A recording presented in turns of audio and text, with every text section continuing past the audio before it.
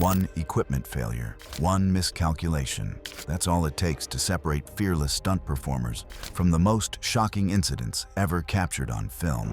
These aren't just tragic mishaps from high-risk entertainment. They're proof that in the stunt world, even perfect preparation can't prevent the unthinkable.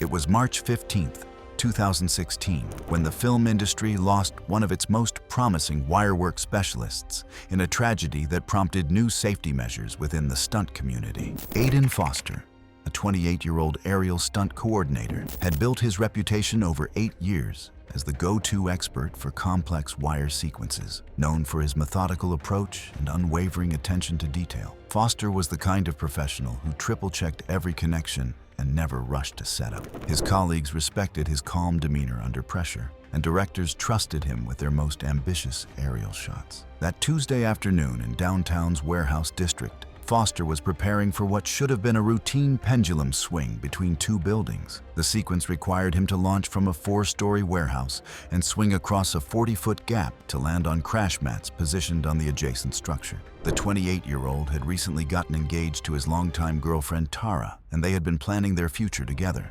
Foster had confided to friends that he wanted to transition into stunt coordination within 2 years, moving away from performing to focus on designing sequences for other performers. Weather conditions that day were ideal, with light winds at just 8 miles per hour. Foster spent 2 hours rehearsing the sequence at reduced height, working with his rigging team to ensure every angle was perfect. His harness system included both primary and backup safety lines, each rated for 3 times his body weight, plus impact forces.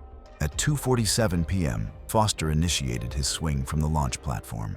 For the first 20 feet, everything proceeded flawlessly. His form was perfect, his trajectory exact, but halfway through the arc, disaster struck in the most unexpected way.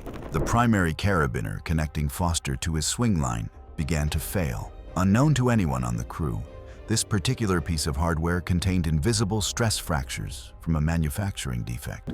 Despite passing all visual inspections that morning, the metal was compromised at a molecular level. The carabiner failed completely under what should have been normal working loads. Foster's backup safety line engaged immediately, but the backup line had additional slack typical of redundant systems. Instead of reaching the padded landing zone, he slammed into the concrete ledge of the target building with devastating force. The backup line caught him mid-swing, but only after his momentum had already driven him into the ledge. His torso took the full force of the impact, causing massive internal trauma and spinal compression. He hung motionless 25 feet above the ground, suspended but critically injured. Emergency responders rappelled down to reach him within 4 minutes. Foster had lost consciousness and showed obvious signs of internal bleeding. The rescue team carefully extracted him using specialized equipment and rushed him to the nearest trauma center. Despite the efforts of emergency surgeons, Foster died on the operating table from internal hemorrhaging. His liver had been lacerated and his spleen ruptured from the building impact. The very safety systems designed to protect him had functioned correctly, but the manufacturing defect in a single piece of hardware had created an impossible situation. The investigation revealed the shocking truth about the carabiner failure.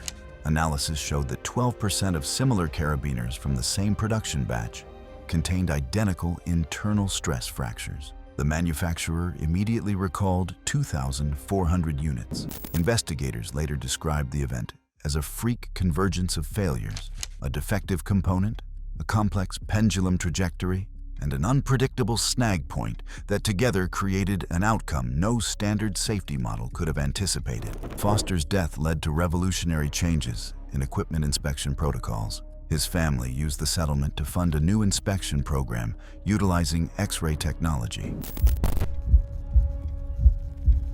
It was August 22nd, 2017, when a routine fire stunt sequence turned into one of the most devastating on-set fire accidents in recent years, claiming the life of a beloved single mother who had dedicated her career to mastering the most dangerous elements of filmmaking. Kelsey Bryant, a 31-year-old fire stunt specialist, had spent 12 years building her reputation as one of the industry's most fearless performers. Known for her expertise in controlled burn sequences, Bryant had earned the respect of directors and fellow stunt performers alike through her meticulous preparation and unwavering professionalism. As a single mother to 8-year-old Emma, Bryant had worked tirelessly to establish herself in a male-dominated field, often taking on the most challenging fire sequences that others wouldn't attempt. Her journey began as a background performer, but her determination and natural fearlessness quickly set her apart. That Tuesday morning, at an abandoned industrial complex, Bryant was preparing for a complex escape sequence, requiring her to navigate through controlled fires across 3 floors of a modified factory building. Bryant had spent the previous week rehearsing the route without fire, memorizing every step in the 180-second sequence. Her fire-resistant suit was rated for 15-minute exposure to flames up to 1,200 degrees Fahrenheit, equipped with internal cooling systems and emergency oxygen supply. At 11:23 a.m., Bryant entered the building with all safety systems functioning normally. Her protective gear included a full-face helmet with communication systems, allowing constant contact with the fire safety coordinator. She successfully navigated the first floor's flame corridor, but on the second floor, disaster struck unexpectedly. During building preparation, construction crews had unknowingly ruptured an unmarked gas line from the facility's industrial past. The line had been abandoned decades earlier and wasn't included in any building schematics. When the sequence's planned flames ignited, they triggered the leaking methane, creating an uncontrolled fire that reached temperatures of 1,800 degrees Fahrenheit. The gas-fed flames spread rapidly along the ceiling, creating conditions no protective equipment could withstand. Bryant's suit began failing at the extremities where seals were weakest, with flames penetrating at her wrists and ankles. She immediately called for emergency extraction as her suit's temperature alarms activated. The fire safety coordinator triggered all suppression systems within 8 seconds, but the gas-fed flames couldn't be extinguished until the source line was shut off. Bryant collapsed from heat exhaustion and second-degree burns before reaching the planned exit route. Despite her years of experience and proper safety protocols, the unmarked gas line had created conditions that exceeded all safety calculations. Rescue teams using emergency breathing apparatus reached her in 2 minutes and 30 seconds, carrying her to waiting paramedics. She was immediately transported to a specialized burn unit, but the damage was already done. Bryant died from severe respiratory burns caused by superheated gas inhalation that damaged her lung tissue despite her protective equipment. The investigation revealed the unmarked gas line was from old building infrastructure not identified during pre-production surveys. The building owner was charged with criminal negligence for failing to provide accurate utility maps. Bryant's daughter Emma received a settlement fund for her education and counseling. The tragedy led to mandatory ground-penetrating radar surveys for all abandoned building locations. Today, comprehensive infrastructure mapping is required before any fire stunt work. It was June 8, 2015, when a precision driving stunt went catastrophically wrong at a private racing facility, claiming the life of a talented performer whose need for speed had defined both his career and ultimately his fate. Logan Tate, a 26-year-old precision driving specialist, had spent 7 years building his reputation as a skilled automotive stunt performer, known for his ability to execute complex vehicular stunts with millimeter accuracy. Tate brought an adrenaline junkie's fearlessness combined with a racer's technical precision to every sequence. Tate's journey into stunt work began on amateur racing circuits, where his exceptional vehicle control skills quickly caught the attention of industry professionals.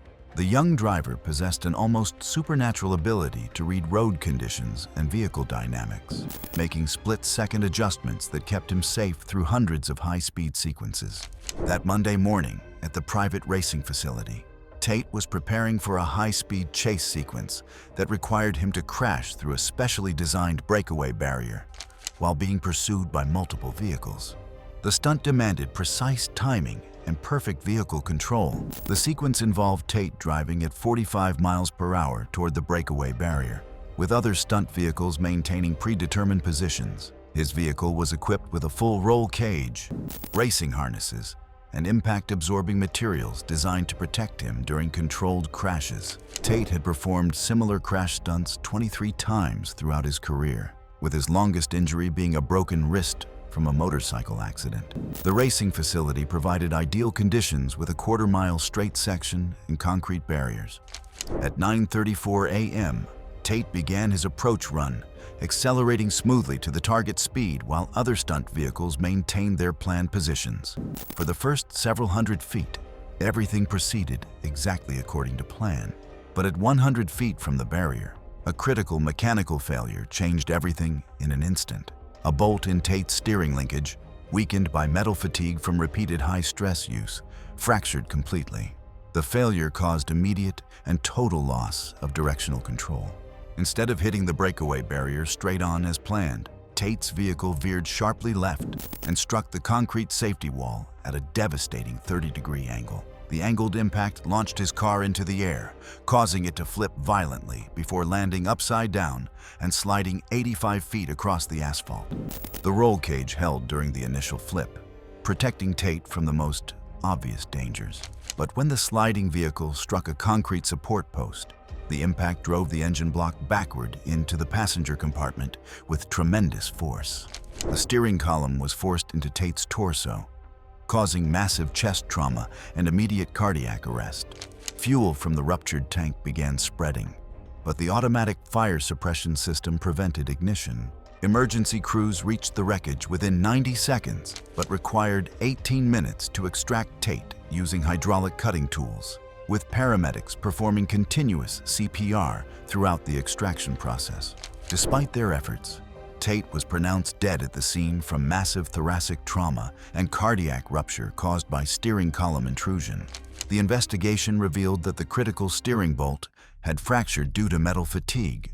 The vehicle preparation crew was found negligent for failing to replace high-stress components according to the manufacturer's specifications. Tate's parents established a foundation promoting advanced vehicle inspection protocols. The tragedy led to new industry standards requiring documented component life tracking and mandatory replacement of high-stress parts.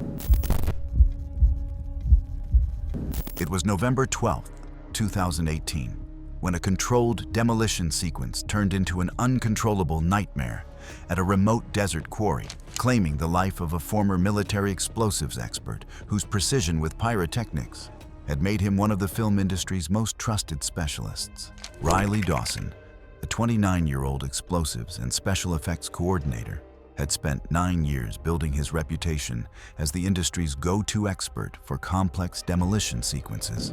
Known for his mathematical precision in calculating blast effects, Dawson brought real-world military experience to entertainment pyrotechnics that few could match. Dawson's journey into the film industry began after completing 2 tours overseas as a military demolitions expert. The transition from combat engineering to entertainment allowed him to channel his expertise into creating spectacular visual effects while maintaining the disciplined approach that had kept him alive in war zones. That Monday afternoon at the isolated desert quarry, Dawson was coordinating a complex explosion sequence involving multiple charges designed to simulate a building collapse. The sequence required him to trigger secondary explosions while positioned 200 feet from the primary blast point in a reinforced bunker. He had designed the explosive layout himself, using 31 individual charges connected to a hardwired firing system. Weather conditions were ideal, with no wind and clear skies. Dawson wore standard protective equipment with emergency medical personnel stationed 400 feet away. At 3:15 p.m., Dawson initiated the sequence by triggering the first series of charges, which detonated correctly according to his predetermined timeline. The primary explosion proceeded exactly as planned, creating the spectacular visual effect the production required. But the quarry held a deadly secret that no amount of planning could have anticipated. A secondary charge positioned near what appeared to be solid rock triggered an undetected methane pocket left over from old mining operations that had ceased decades earlier. The methane ignition created a massive secondary explosion that was never part of Dawson's carefully calculated sequence. The unexpected blast generated forces 3 times larger than anything he had planned for, turning his controlled demolition into an uncontrollable catastrophe. The methane explosion launched a 200-pound boulder at tremendous velocity toward Dawson's supposedly safe position 200 feet away, despite being behind reinforced barriers. The boulder struck his protective wall with enough force to penetrate the barrier and continue toward his position. Dawson was struck in the torso by boulder fragments that passed through the compromised barrier, causing massive blunt force trauma to his chest and abdomen.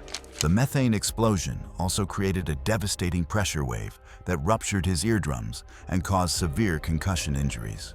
Emergency medical personnel reached his location within 3 minutes. Dawson remained conscious briefly, but quickly went into shock from internal bleeding and multiple organ damage caused by the high-velocity rock fragments.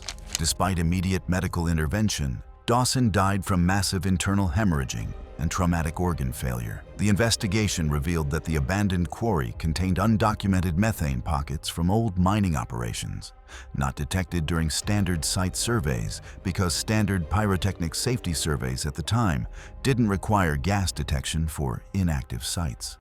The quarry owner was held liable for failing to disclose historical mining records. Dawson's widow sued both the location owner and the geological survey company, resulting in industry-wide changes to site hazard assessment requirements.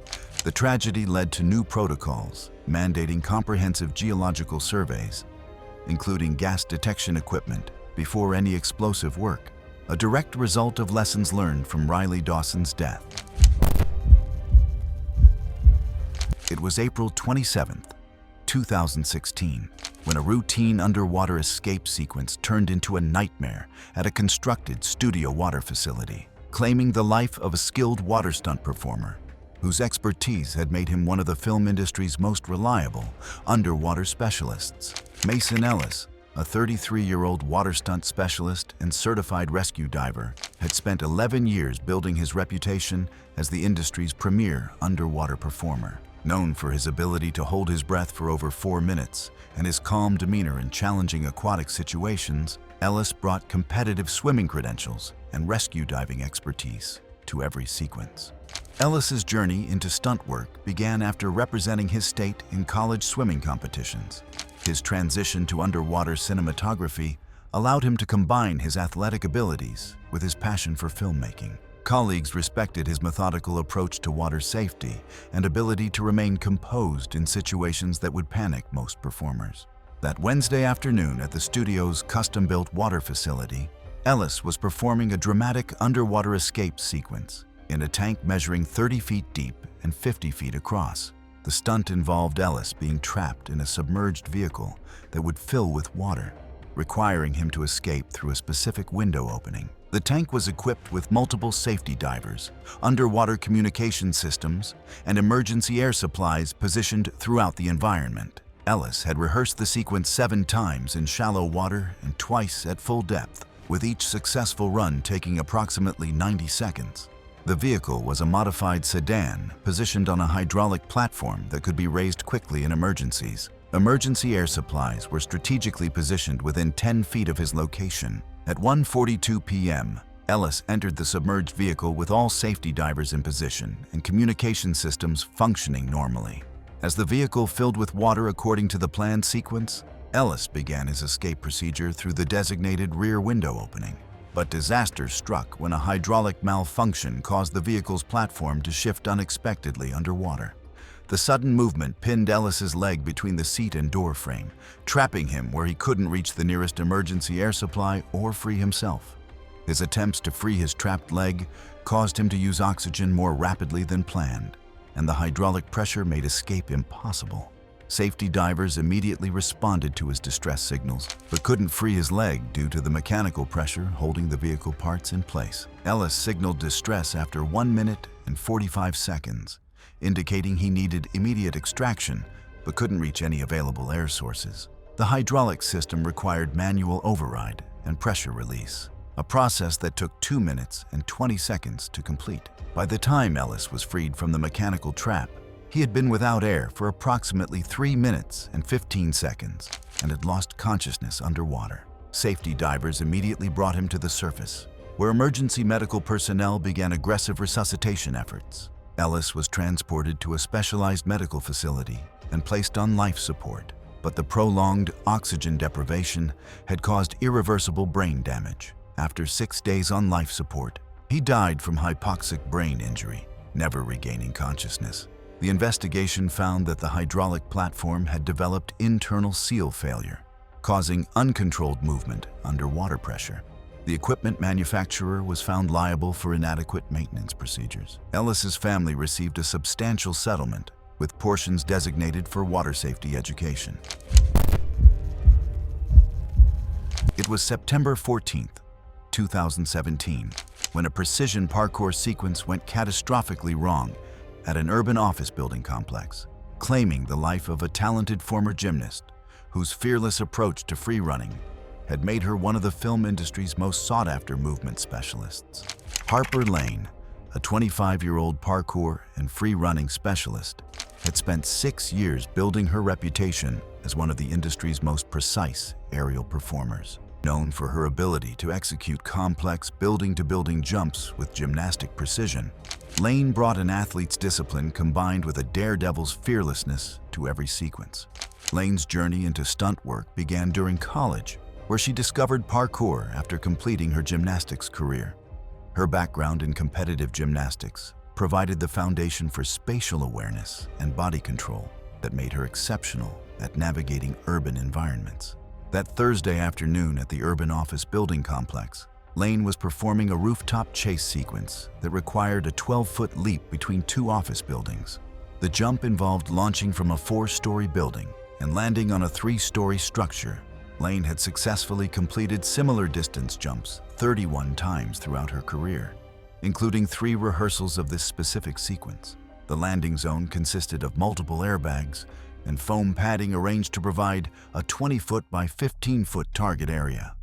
Weather conditions showed steady winds at 8 miles per hour, well within the safety limit. Lane wore lightweight protective gear with a safety cable system rated for dynamic loads up to 3,000 pounds. At 4:23 p.m., Lane began her approach run, building speed across the 40-foot rooftop distance required for proper launch velocity. She had performed this exact approach dozens of times during rehearsals. But at the critical moment of takeoff, disaster struck unexpectedly. Lane's foot slipped on loose gravel that had been overlooked during the final safety sweep. The small stones, blown onto the rooftop by afternoon winds, created a treacherous surface that compromised her footing. The slip reduced her launch angle by approximately 5 degrees and decreased her forward velocity, causing her to undershoot the target building by 3 feet. Lane's fingertips caught the building's concrete edge, but the lip crumbled under her weight. Weakened by years of freeze-thaw cycles that had created invisible internal fractures. As she fell, her safety cable engaged properly, but the shock absorber system had been calibrated for her weight, plus 50 pounds of equipment she wasn't wearing that day. Without the additional equipment weight, the shock absorber didn't engage fully, allowing her to swing into the building's brick facade at a higher speed than designed. Lane struck the wall feet first, but at an angle that caused her to rotate, resulting in her head impacting the brick surface with devastating force. The impact caused immediate loss of consciousness and severe skull fractures. Her safety cable held perfectly, leaving her suspended 20 feet above the alley. But emergency responders could see massive head trauma and bleeding. Rescue teams rappelled down to her within 6 minutes and performed emergency medical procedures while extracting her to street level. Lane was rushed to the nearest trauma center, but the head impact had caused traumatic brain injury and intracranial hemorrhaging. Despite aggressive medical intervention, she died from irreversible brain stem damage. The investigation revealed that the building's concrete edge had been compromised by freeze-thaw cycles that created internal fractures not visible during standard safety inspections. The building management company was found negligent. Thanks for watching. Want to watch more? Click on your screen now.